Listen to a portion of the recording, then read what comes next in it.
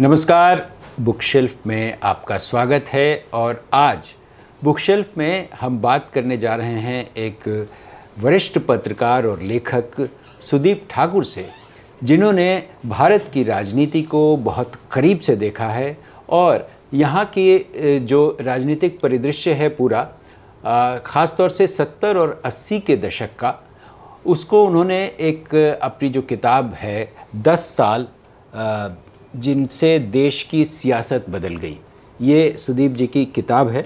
और इन्होंने लिखा है कि 70 से 80 के दशक के बीच जो राजनीतिक हलचलें हुई और क्यों इस पूरे पीरियड ने हिंदुस्तान की सियासत को बदला है, इस बारे में हम बातचीत करेंगे। और उनकी दूसरी जो किताब है लाल श्याम शाह पर, एक आदिवासी की कहानी, उस पर भी हम बात करेंगे।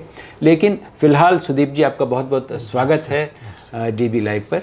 और बुकशेल्फ के इस एपिसोड में जब हम आपकी किताब पे चर्चा करने जा रहे हैं, तो संदर्भ हम लेते हैं आज के जंतर मंतर का जो आंदोलन हुआ पिछले दिनों, जिसने पूरी सत्ता को हिला कर रख दिया। और युवा शक्ति ने जिस तेज़ी से इस सरकार को सोचने को विवश किया, और आज भी और इस तरह भी जो संसद में जो स्थिति बन रही है कि पूरा का पूरा विपक्ष गृह मंत्री से इस्तीफ़ा मांग रहा है और वो देने को तैयार नहीं है, और देना तो दूर की बात, वो संसद में आने को तैयार नहीं है।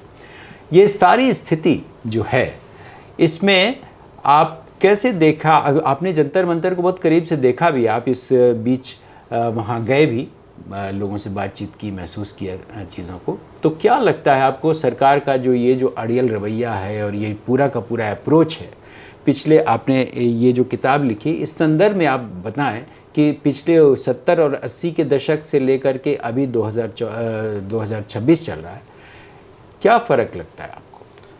देखिए, फ़र्क तो है, क्योंकि सबसे बड़ा फ़र्क ये है कि 50 साल पहले वो आंदोलन हुआ था, जो जेपी का आंदोलन, जिसका जिक्र आपने किताब के हवाले से किया।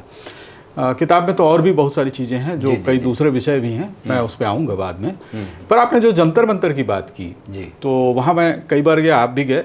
तो एक पहली बार ऐसा लगा कि 10-12 साल मतलब इनको हो गए हैं, मई 2014 में नरेंद्र मोदी प्रधानमंत्री बने, और बिल्कुल एक अपराजेय की मुद्रा में उनकी वो रही है पिछले 12 साल में। 3 लोकसभा चुनाव वो जीते। और एक बात थी कि जवाबदेही की बात एक अलग है, लेकिन ये सरकार जो है, इसमें इस्तीफे नहीं होते, ये एक नैरेटिव बन गया जो राजनाथ सिंह ने कहा था। लेकिन पहली बार ऐसा हुआ है, जबकि और भी आंदोलन हुए। आपने देखा कि सीएए का आंदोलन हुआ, हम सब ने देखा। यहाँ किसानों का आंदोलन हुआ, उसमें भी सरकार ने 3 जो कृषि कानून थे, साल भर के आंदोलन के बाद उन्होंने वापस लिया। वो सारी बातें अपनी जगह हैं। लेकिन ये जो आंदोलन है, ये खास तौर पर स्टूडेंट्स का और युवाओं का आंदोलन है। तो ये एक तात्कालिक रूप से तो नीट की परीक्षा का आंदोलन हमको लगता है कि वो लीक हुआ, लेकिन जो मुद्दे वहाँ पे जिस तरह से आए, और एक जो युवा, जो भारतीय युवा है, जिसके बारे में शायद उतनी कल्पना नहीं रही होगी कि वो इस तरह से इतना मुखर हो जाएगा और इतनी जिद पर अड़ जाएगा कि एक अपराजेय सरकार को अपने एक मंत्री के इस्तीफे के लिए मजबूर होना पड़ेगा। तो ये एक बड़ा चेंज है कंटेम्प्रेरी पॉलिटिक्स में, मतलब आज की पॉलिटिक्स में, इसमें आज की सियासत में, आज के समाज में जो तबका गया, जो एक नया शब्द हमारी बोलचाल की भाषा में आया, जो वैसे तो नेपाल और बांग्लादेश में भी पहले से आंदोलन जो चल रहे थे उस पे था। तो ये जेनजी शब्द जो आया है, तो वो अचानक हमको लगता है कि ये जो बच्चे हैं, ये सीधे सवाल करने लग गए हैं और सरकार से सवाल करने लग गए हैं। तो एक तो ये बात है। दूसरा, इसमें टेक्नोलॉजी का बहुत बड़ा रोल रहा है, क्योंकि अब ये टेक्नोलॉजी का जिस तरह का दौर है, सोशल मीडिया का दौर है। तो आप देखिए कि जो मेन स्ट्रीम मीडिया, जिसने इसको अंडरमाइन करने की कोशिश की, और सरकार के साथ वो जिस तरह से कदम ताल मिला करके, और उस मेन स्ट्रीम मीडिया में अखबार भी मैं गिनूंगा, बहुत सारे अखबार भी हैं जो उसी मीडिया का हिस्सा हैं। तो उस मीडिया के बगैर एक आंदोलन खड़ा हो गया। तो इसमें एक तो ये दिखा मुझे। दूसरा, लीडरशिप को लेकर के बहुत सारे सवाल थे। अभिजीत दिपके को लेकर के सवाल था कि उन्होंने एक मजाक में लिखा, मतलब शुरुआत से ये संशय रहा कि भाई ये ऐसा तो नहीं कि ये बीजेपी और आरएसएस का ही कोई प्लान हो। सोनम वांगचुक जब परिदृश्य में आए तब भी बात बात तक की हो, लेकिन मुझे भी और ऐसा बहुत सारे लोगों को भी लगा कि आप इसको ऑब्जर्व कीजिए, इस आंदोलन को देखिए, इनके भीतर गुस्सा है, इनके भीतर सवाल हैं, तो एकदम से ये नहीं। और उन बच्चों ने भी ये तो साबित कर दिया कि लीडरशिप का मामला नहीं है ये अपने से भी वो खड़े हो सकते हैं। तो ज़ेन ज़ी जो आंदोलन है वो ये है। अब इसमें बस एक बात और जोड़ता हूँ मैं, फिर आप 50 साल पुरानी बात करते हैं। तो जब ये हो रहा था, आपसे जब बात मैं आ रहा था, तो मेरे जहन में एक बात आ रही थी कि ये तो शब्द अभी नया है ज़ेन ज़ी, पर 74 के आंदोलन का यदि कोई ज़ेन ज़ी था तो वो शरद यादव थे।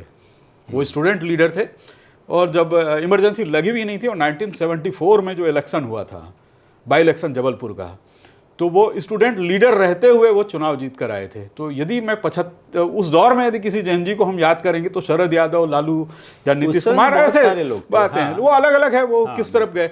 और ये फर्क सबसे बड़ा है कि उस आंदोलन से निकलने का दावा करने वाले लोग, जो लोकतंत्र की दुहाई देने वाले लोग, आज सत्ता में बैठे हुए हैं। और जिस तरह से 20 जुलाई को जो कार्रवाई हुई वहां पे जंतर मंतर पे, वो बहुत शर्मनाक, बहुत पीड़ादायक है।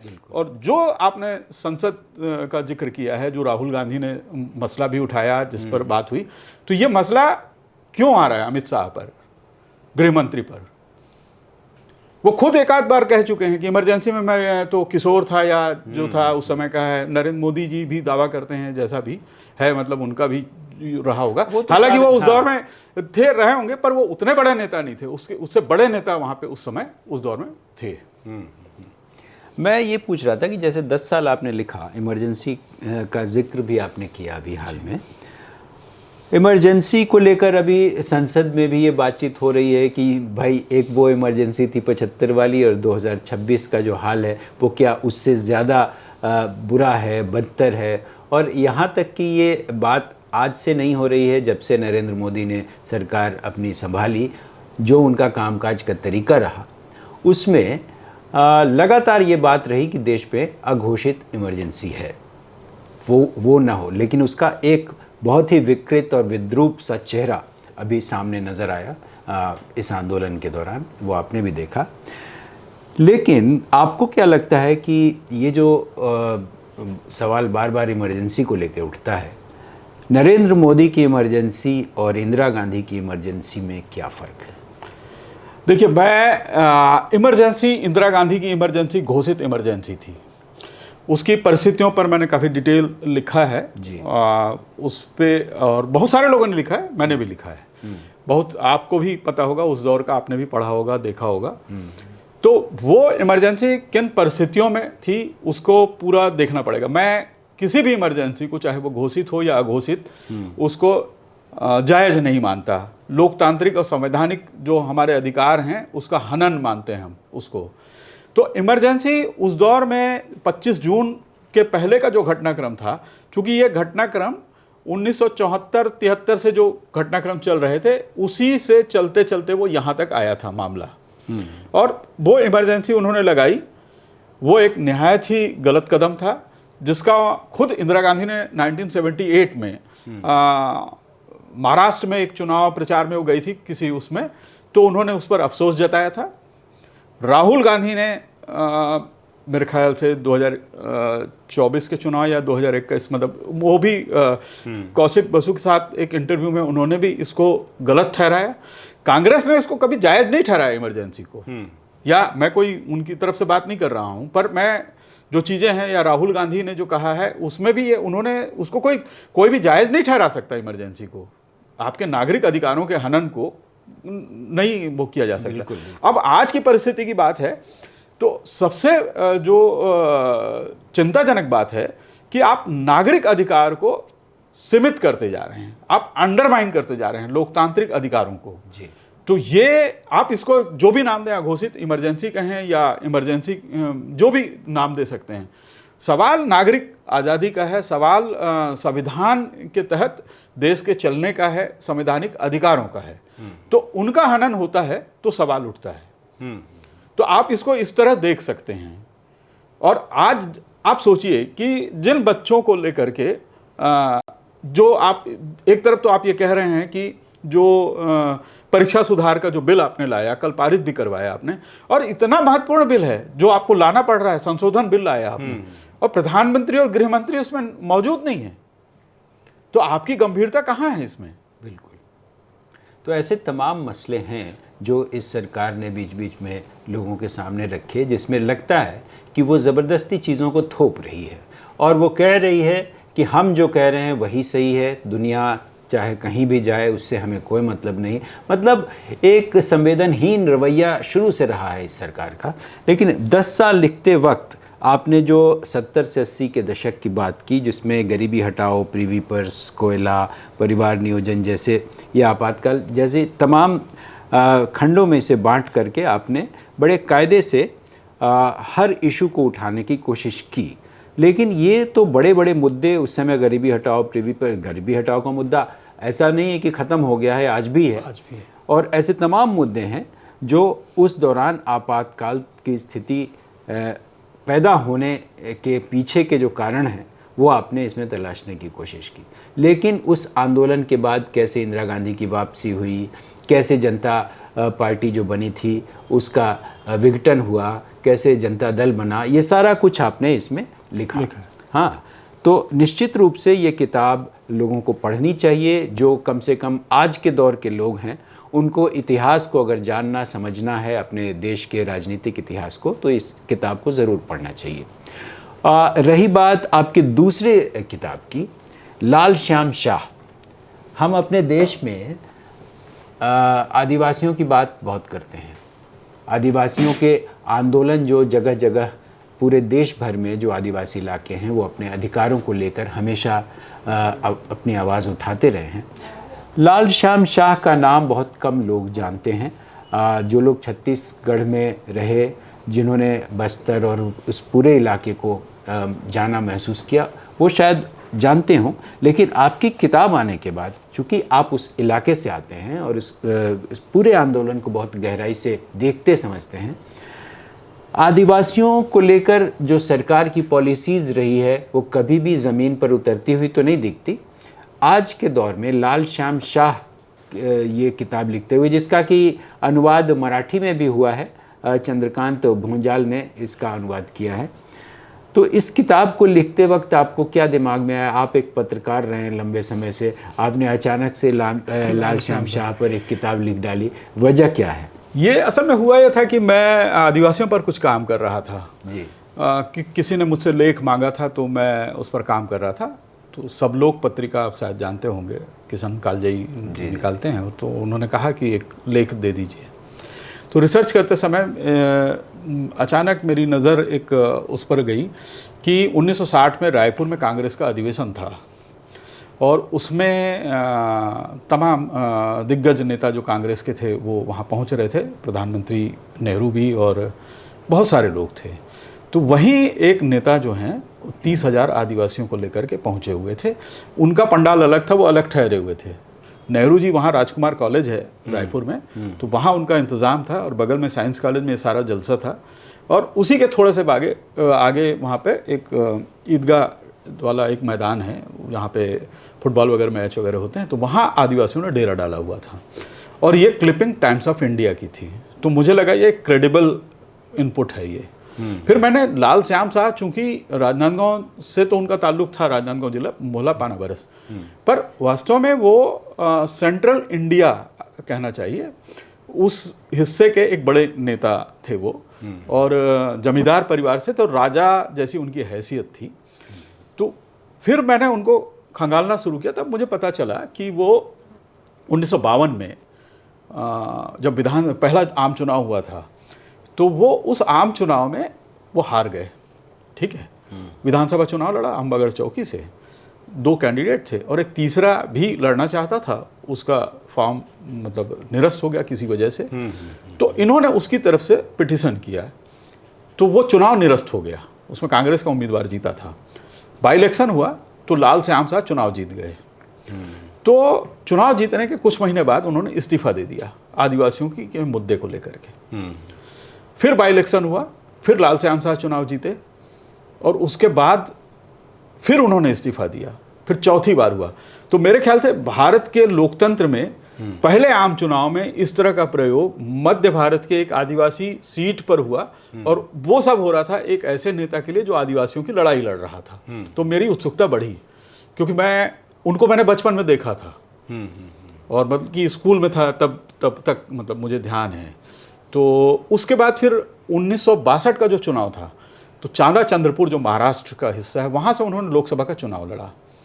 और उसके बाद ये था कि उसी दौर में जो बांग्लादेश के शरणार्थियों को बसाया जा रहा था, तो उनके इलाके में भी जंगल कटने थे, इस तरह की बातें थी।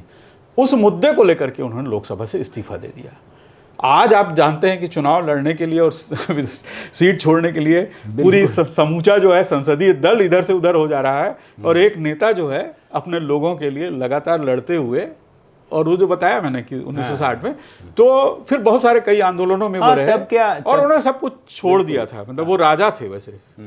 तो वही तब का दौर अलग था ना सुदीप जी, तब का दौर अलग है। और बेशक और आज जब सोचेंगे आप आदिवासियों की, आज आपने जो कहा कि आज जो स्थिति है, आज हाशिए पर है आदिवासी, उनकी लड़ाई जो है किस तरह से लड़ी जा रही है। आज जब डीलिस्टिंग का मामला आता है, उसको लेकर के यहाँ पे सरकार का एक अलग रवैया है उसमें, जो आप ये चाहते हैं कि आदिवासियों की अपनी जो अस्मिता है, उनकी जो पहचान है, वो आपके हिंदुत्व की राजनीति का हिस्सा बन जाए। ये एक बहुत बड़ी चुनौती है आज। या जितने विस्तार हो रहा है, आपने छत्तीसगढ़ की बात की, तो माइनिंग हो रही है, या जहाँ भी जितना भी हो रहा है, सबसे पहला यदि कोई शिकार होता है आपके विकास की, जिस भी अवधारणा की आप बात करें, तो सबसे ज़्यादा असर किस पर होता है? सबसे ज़्यादा असर आदिवासियों पर ही होता है। हाँ। तो ये मतलब इस था आज, मतलब यदि लाल श्याम साह जैसे नेता हो तो फिर लड़ाई दूसरे ढंग से हो। जाहिर सी बात है, इतिहास में अगर आप जाएंगे तो बहुत सारे ऐसे नेता, ऐसे कैरेक्टर आपको मिलेंगे जिनके बारे में लोगों को जानना चाहिए, और उन पे अगर आपने इतनी गहराई से रिसर्च किया, चीज़ों को लोगों के सामने लाने की कोशिश की, तो एक बहुत बड़ा काम है। और तभी इसका अनुवाद भी मराठी, चूँकि उस इलाके में ही महाराष्ट्र का, क्योंकि सेंट्रल इंडिया का जो मैंने बताया उनका बड़ा एरिया जुड़ा हुआ इलाका है। तो निश्चित रूप से ये किताब भी लोगों को ज़रूर पढ़नी चाहिए, और ये दोनों किताबें बहुत ही महत्वपूर्ण हैं। जो लोग भी वैसी किताबें पढ़ना चाहते हैं जो भारत की राजनीति, वहाँ की सामाजिक स्थिति, वहाँ के लोगों को जानना समझना चाहते हैं, उस दिशा में सुदीप जी ने बहुत बेहतरीन काम किया है, और इसके लिए मैं आपको बधाई देता हूँ। और निश्चित रूप से आप आगे और अच्छा लिखें, अच्छा काम करें, ये हमारी शुभकामनाएं हैं। वैसे दर्शकों को भी बताइए कि क्या सोच रहे हैं आप आगे, क्योंकि आपकी एक पत्रकार होने के नाते आप हमेशा रिसर्च बेस्ड काम करना पसंद करते हैं, और एक जिस तरह से आज किताबें लिखने का जो दौर है कि हर कोई 10-10, 20-20 किताबें लिख देता है, लेकिन आप कोई भी किताब लिखते हैं तो बहुत ही गंभीरता से सोच समझ करके लिखते हैं। हाँ, तो क्या अब जो पत्रकारिता का जो एक कहना चाहिए कि जो सांस्थानिक पत्रकारिता है उससे मैं मुक्त हूँ, तो अब थोड़ा वक्त है, तो निश्चित रूप से कुछ ना कुछ तो मैं करूँगा ही, कर रहा हूँ। तो अभी वक्त आया नहीं है जिसमें बता सकूं कि क्या कर रहा हूं, लेकिन हाँ, किसी मतलब ऐसी शख्सियत पर या ऐसे लोगों पर मैं काम करना चाहता हूं जिस पे मेरी भी अपनी कोई दृष्टि हो, और तो आगे बताऊंगा फिर। चलिए, ये तो अच्छा लगा कि आपने सारी चीज़ें बताई, दर्शकों को ये जानना चाहिए, समझना भी चाहिए। सुदीप ठाकुर हमारे बीच आए, बहुत अच्छा लगा, और उन्होंने बहुत विस्तार से भारत की जो राजनीति है, मौजूदा स्थिति है, उसके बारे में चर्चा की अपने किताबों के संदर्भ में।